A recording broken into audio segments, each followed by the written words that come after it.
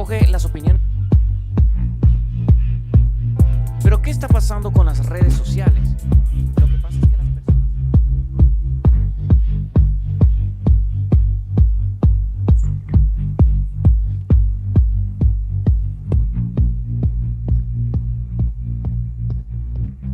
En un mundo donde la verdad se diluye en un mar de información, donde las emociones y las creencias son más importantes que los hechos, la Iglesia Católica se enfrenta a otro desafío: la posverdad. Posverdad: distorsión deliberada de una realidad que manipula creencias y emociones con el fin de influir en la opinión pública y en actitudes sociales. La esperanza hace que uno entre en la oscuridad de un futuro incierto para caminar en la luz. Papa Francisco.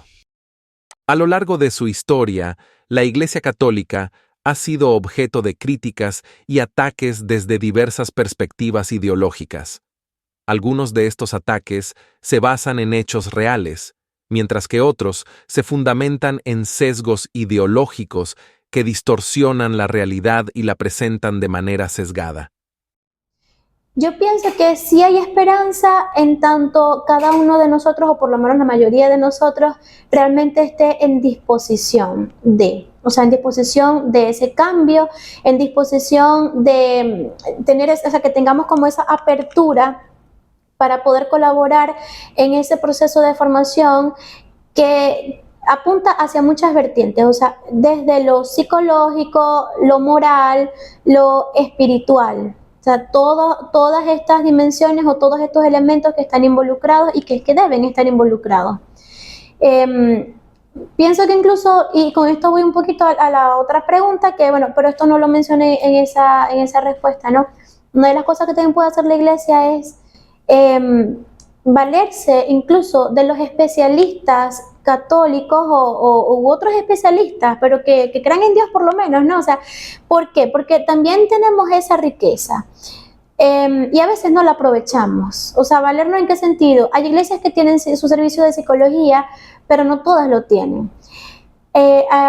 Que pueda tener como que esa parte de algún equipo multidisciplinar, mira, psicólogo, psiquiatra, psicopedagogo, todo por esto que tú mencionas, que sí es verdad, se ve mucho hoy en día de una formación mediocre, ¿no? Muchachos que no vienen bien formados a un bachillerato o incluso a una universidad, que es peor todavía. Entonces, poder también valernos de todo eso, porque finalmente todas las dimensiones la Iglesia debe tocarlas, la Iglesia debe estar presente en todo. Y porque todo apunta siempre a un mismo norte, finalmente. Entonces, sí hay esperanza en tanto nosotros podamos también tener esa disposición al cambio y a querer colaborar en ese cambio. Y de pronto vamos a conseguirnos con personas que están un poquito más cerradas, que no quieren, que están como resistentes a eso porque no lo conocen, porque es nuevo, por lo que sea. Está bien, es normal, eso forma parte del proceso y sabemos que eso va a pasar o que pasa. Pero no perder la esperanza por eso, sino simplemente pues tratar de ir como en esa persuasión, en ese mira esto, mostrar evidencias, mira esto otro, date cuenta, ¿no? Y que bueno, y mucha oración también, ¿no? Porque finalmente la obra es de Dios, la obra no es de uno, sino que es de Dios. Pero que Dios también vea que nosotros queremos y tenemos la disposición para hacerlo, ¿no? Porque bueno, uno pone, como dice la lectura, el Evangelio, uno pone sus 5 panes y sus 2 peces y Él se encarga de multiplicar, de hacer el milagro.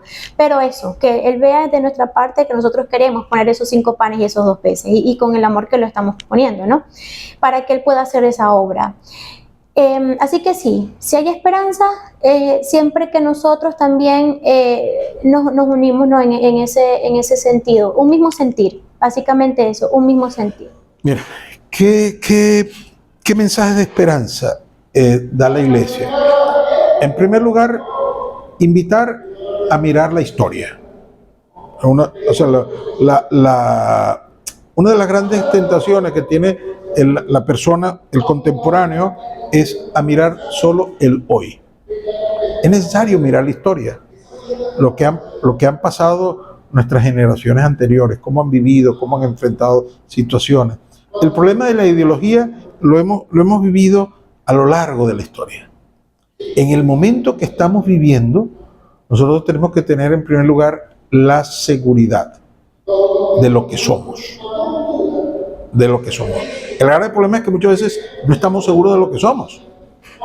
Hay católicos que te hablan como liberales. Sí.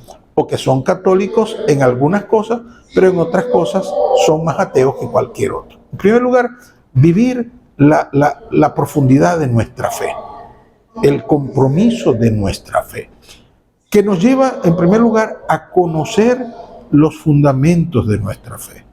Nosotros creemos en el Dios de la vida, no en el Dios de la muerte.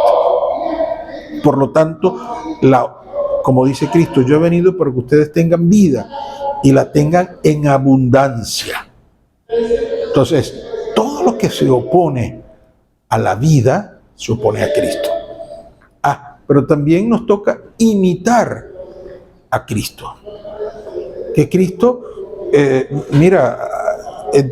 fue capaz de entrar en diálogo con los que aparentemente eran enemigos, con los que aparentemente los perseguían, y logró algunas conversiones. Logró algunas conversiones, mira, de un centurión romano, la muchacha del pozo, mira, de los fariseos, de los escribas. Logró. Cristo no llegó a condenar a la muchacha del pozo, sino que le dijo, mira, le hizo un retrato, pim, pum, pam, pam. No la fustigó, no la regañó, la levantó, le dijo, mira, tu estilo de vida no se merece con lo que tú eres, tú te mereces algo mejor, tú eres hija de Dios, o sea, eso mismo, y es el gran compromiso que tiene la iglesia. ¿Qué institución es capaz de permanecer donde está siendo perseguida? Solo la iglesia. Como tú has nombrado, en África. El ataque ha tenido lugar en el estado de Ondo, en el sudoeste del país, donde no es frecuente que sucedan este tipo de asaltos. Ondo es un estado predominantemente cristiano, por lo que no existe la tensión religiosa que sí que encontramos en otras zonas de Nigeria. Tanto el presidente como el gobernador ya han condenado el ataque y han expresado también sus condolencias a las familias de las África, el Boko Haram, en Nigeria. Allí siguen estando los religiosos y las religiosas.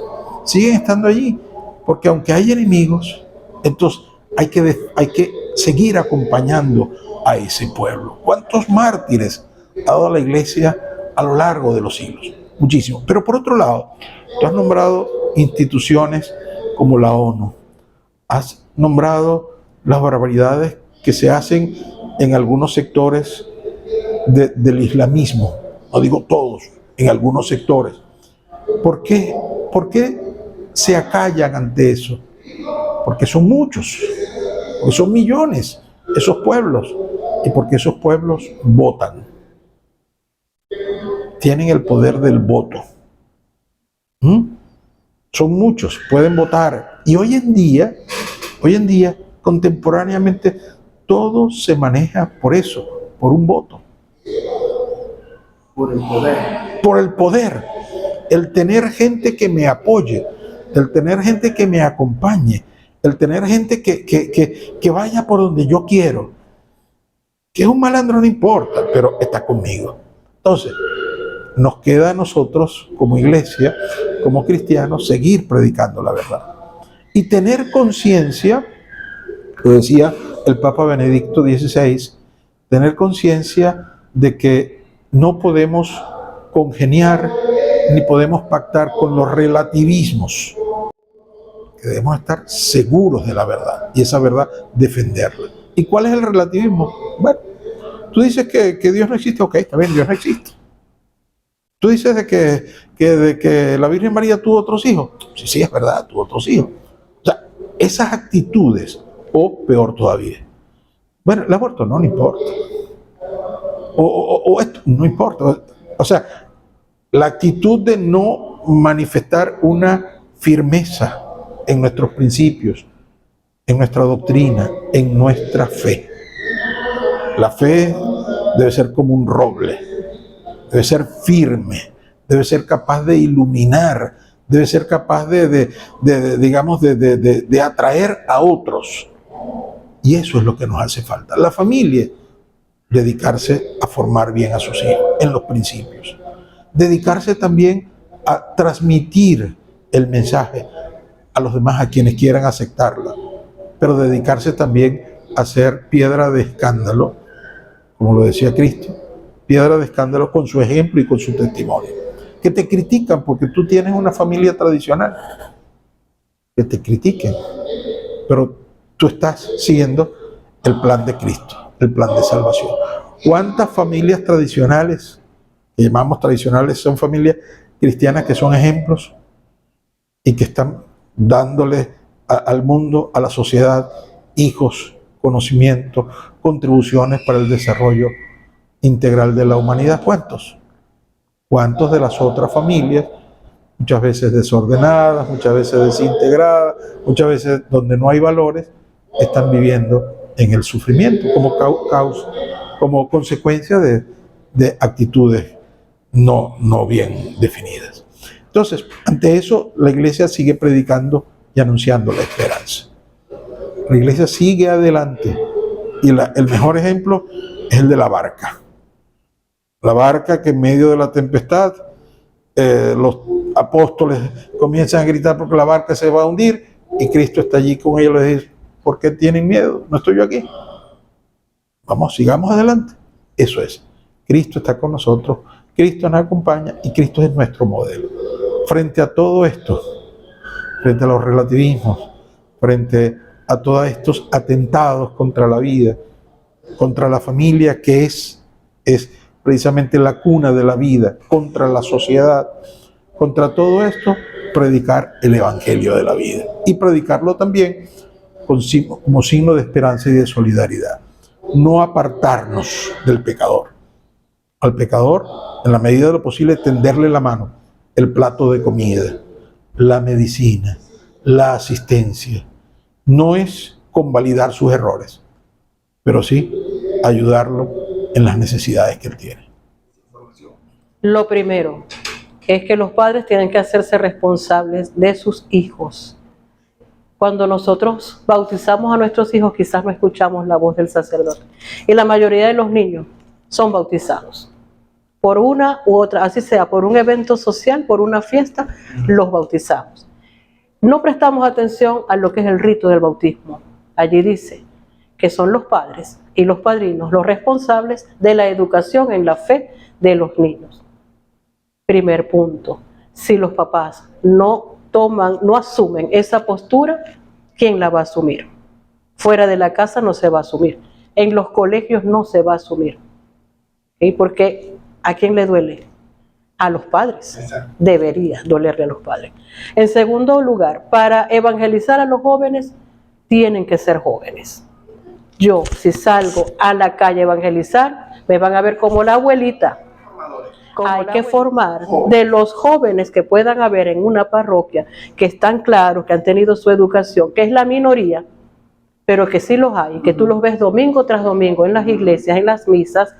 Esos jóvenes hay que formarlos para que salgan a buscar a los jóvenes de la calle y evangelizarlos. Son los jóvenes los que evangelizan a los jóvenes. De otra manera no se va a lograr. Correcto.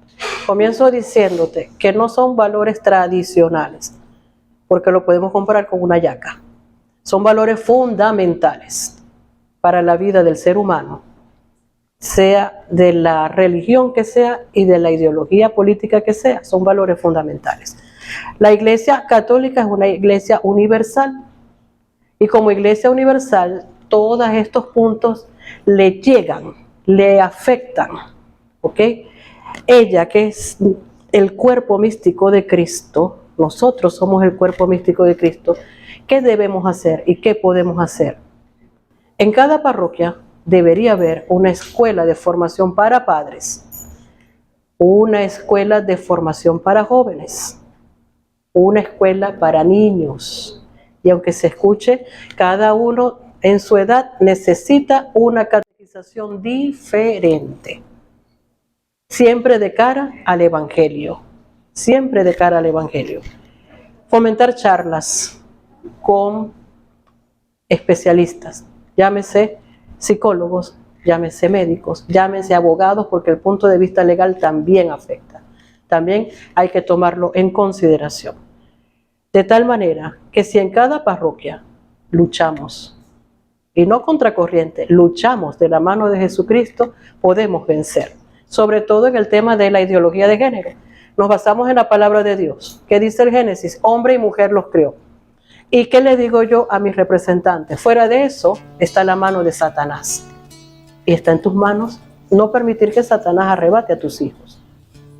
También le digo a mis representantes de catequesis, sean fuertes, no tengan miedo, sean fuertes, porque la verdad siempre triunfa.